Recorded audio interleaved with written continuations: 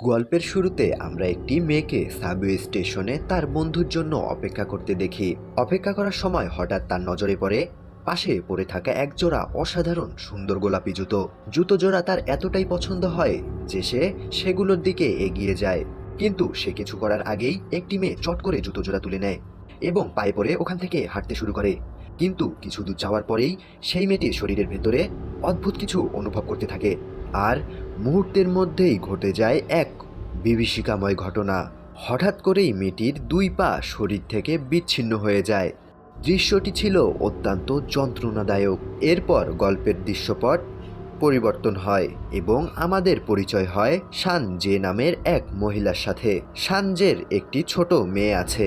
তার স্বামীর সাথে সম্পর্ক খুব খারাপ হওয়ায় সে আলাদা হয়ে গেছে। এখন সানজে আর তার মেয়ে একটি পুরনো অ্যাপার্টমেন্ট থাকতে আসে, একদম জনমানবহীন। সেখানে এক অদ্ভুত বুড়ি ছাড়া আর কেউ থাকতো না। লোকে বলতো ওই অ্যাপার্টমেন্টে ভূত আছে, কারণ সেখানে প্রায়ই অশরীরী সব কাণ্ড ঘটত। যেমন আলো আপনা আপনি জ্বলে উঠত, আবার নিভে যেত, আর শোনা যেত রহস্যময় সব কণ্ঠস্বর।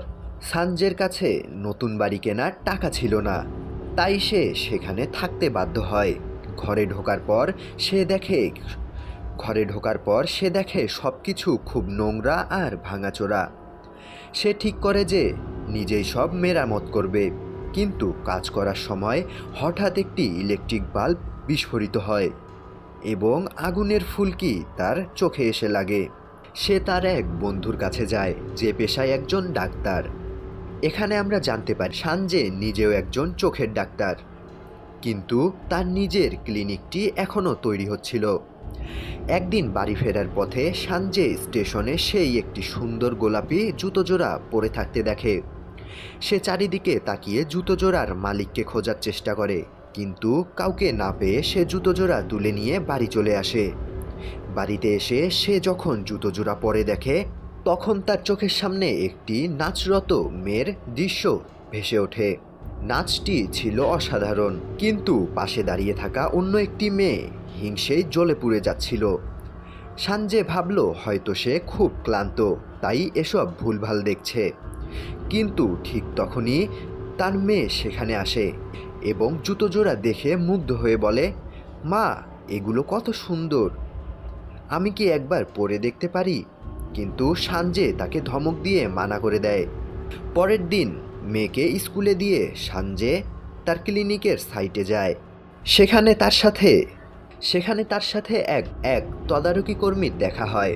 সানজে তাকে কৃতজ্ঞতা জানাতে ডিনারে নিমন্ত্রণ করে। এদিকে সানজে বাড়িতে না থাকার সুযোগে তার মেয়ে সেই জুতোজোড়া পরে ফেলে। আশ্চর্যের বিষয় হলো, জুতোজোড়া বড় হওয়ার কথা থাকলেও মেয়ের পায়ে একদম ফিট হয়ে যায় এবং সেও একই দৃশ্যগুলো দেখতে শুরু করে। রাতে সেই লোকটি যখন ডিনারে আসে, সানজের মেয়ে হঠাৎ খুব রেগে যায়।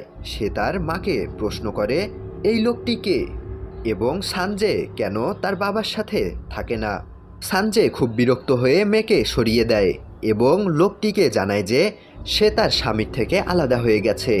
এরই মধ্যে লোকটি গোলাপি জুতোজোড়া দেখে অদ্ভুতভাবে সেগুলোর প্রতি আকৃষ্ট বোধ করে।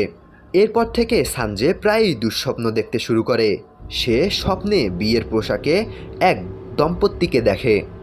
মাঝে মধ্যে সে দেখে তার মেয়ে বিল্ডিং থেকে লাফ দিচ্ছে, আর তাকে বাঁচাতে গিয়ে সানজের নিজের পা কাটা পড়েছে। এই ভয়ঙ্কর দৃশ্যগুলো সানজেকে মানসিকভাবে ভেঙে ফেলে।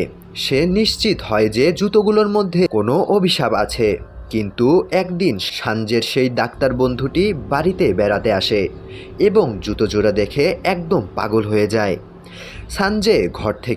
সানজে ঘর থেকে বেরোলে সেই বন্ধুটি জুতোজোড়া চুরি করে দৌড়ে পালায়। কিন্তু সে যখন রাস্তায় গিয়ে হাঁটছিল, তার মনে হচ্ছিল কেউ তার পিছু নিচ্ছে।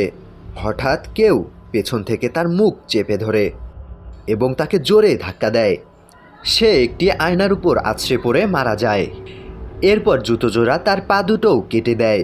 এরপর জুতোজোড়া ওখান থেকে উধাও হয়ে যায়। পুলিশ এসে তদন্ত শুরু করে এবং তারা সানজেকে জিজ্ঞাসাবাদ করে। সানজে সেখানে ক্রাইম সিনের ছবি দেখে বুঝতে পারে যে এর আগেও অনেক মেয়ে এইভাবে মারা গেছে। সে আতঙ্কিত হয়ে বাড়ি ফিরে দেখে তার মেয়ে আবার সেই জুতো জোড়া পরে আছে। সে জুতো জোড়া কেড়ে নিয়ে ডাস্টবিনে ফেলে দিলেও বারবার এগুলো ঘরে ফিরে আসতে থাকে। একসময় মেয়ের পা থেকে রক্ত ঝরতে দেখে সানজে জ্ঞান হারিয়ে ফেলে। হাসপাতালে জেগে ওঠার পর সেই তদারকি কর্মী লোকটির মাধ্যমে সানজে জানতে পারে এই জুতোর রহস্য ৬০ বছরের পুরনো। ছবিতে দেখা যায় ৬০ বছর আগে এক মেয়ের হাতে এই একই জুতো ছিল। সানজে আর সেই লোকটি মিলে এই রহস্যময় বুড়ির কাছে যায়। অনেক অনুরোধের পর বুড়ি জানান তিনি যখন ছোট ছিলেন তখন তিনি ওকি নামের এক নৃত্যশিল্পীর কাছে কাজ করতেন। ওকি তার সহকর্মী কেইকোকে প্রচণ্ড হিংসে করত, কারণ এক ব্যক্তি কেইকোকে ওই গোলাপি জুতো উপহার দিয়েছিল। হিংসার বশে ওকি কেইকোকে নির্মমভাবে খুন করে তার পা কেটে দেয় এবং জুতো জোড়া কেড়ে নেয়। কেইকোর আত্মা সেই জুতোর ওপর অভিশাপ দিয়ে যায় যে কেউ এগুলো স্পর্শ করলে সে তাকে মেরে ফেলবে। সানজে ভয় পেয়ে কেইকোর কফিনে জুতো জোড়া রেখে দেয় যাতে অভিশাপ কেটে যায়, কিন্তু আসল সত্য ছিল আরও ভয়ঙ্কর। সানজে জানতে পারে তার মেয়ে সেই লোকটিকে সব সত্যি বলে দিয়েছে যে সানজে তার বাবাকে খুন করেছে। সানজে রাগের মাথায় নিজের মেয়েকে মারার জন্য স্টেশনে তাড়া করে।